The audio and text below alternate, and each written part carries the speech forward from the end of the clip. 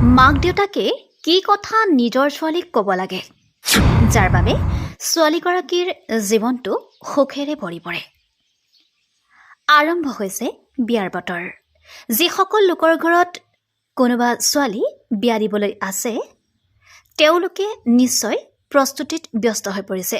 বিয়াৰ আগতে বহুতো প্ৰস্তুতি কৰিবলগীয়া হয়। বিয়াৰ পিছত দুজন মানুহৰ লগে লগে দুটা পৰিয়ালৰ জীৱনো সলনি হৈ পৰে।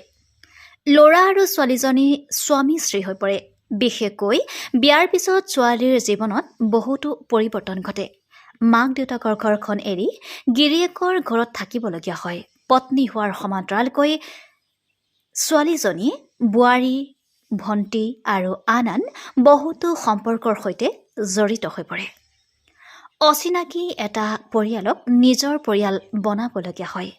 এনে পৰিস্থিতিত বিয়াৰ পিছত ছোৱালীজনীয়ে শহুৰৰ ঘৰখন যদি নিজৰ কৰি ল'ব পাৰে, শহুৰৰ ঘৰৰ লগত খাপ খুৱাই লোৱাত কোনো সমস্যাৰ সন্মুখীন নহয়, তেন্তে তেওঁৰ বিবাহিত জীৱন সুখী হয়। আৰু ইয়াৰ বাবে প্ৰতিজন পিতৃ মাতৃয়ে বিয়াৰ আগতে কন্যাক কিছু পৰামৰ্শ দিব লাগে।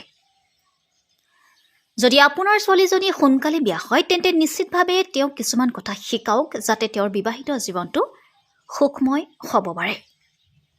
বিয়াৰ আগতে কন্যাক শিকাওক যে শহুৰেকৰ ঘৰ তেওঁৰ ঘৰ আৰু শহুৰেকৰ পৰিয়াল তেওঁৰ পৰিয়াল। এনে পৰিস্থিতিত নিজৰ পৰিয়াল আৰু ঘৰৰ দায়িত্বও বুজি লয়। হয়তো ছোৱালীজনীয়ে কেতিয়াও মাতৃগৃহত ঘৰুৱা কাম বেছি কৰা নাই, কিন্তু শহুৰেকৰ ঘৰত বা স্বামীৰ ঘৰত শাহুৱেকক সহায় কৰিবলৈ পৰামৰ্শ দিয়ক।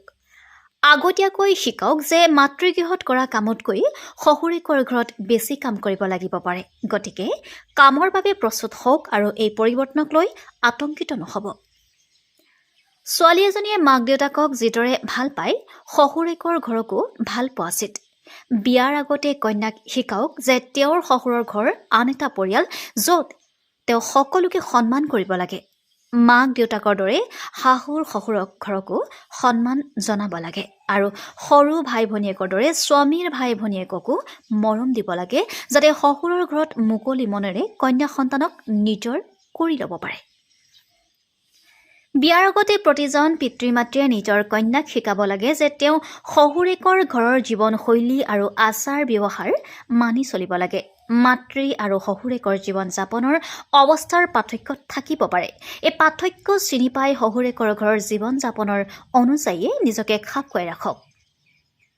ছোৱালীজনীক শহুৰেকৰ ঘৰত সোনকালে উঠিবলৈ অভ্যস্ত হ'বলৈ শিকাওক।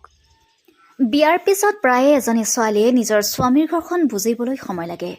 শহুৰেকৰ ঘৰৰ বিষয়ে বিশেষ একো নাজানে তেওঁ। এনে পৰিস্থিতিত কোনো আত্মীয়ৰ প্ৰাৰম্ভিক ধাৰণা ভাল নহ'বও পাৰে। এনে পৰিস্থিতিত নিজৰ কন্যাক শিকাওক যে সোনকালে কোনো মতামত গ্ৰহণ কৰিব নালাগে। ছোৱালীজনীক বুজাই দিয়ক যে তেওঁৰ শহুৰেকৰ ঘৰলৈ গ'লে মানুহক বুজিবলৈ সময় উলিয়াব লাগিব।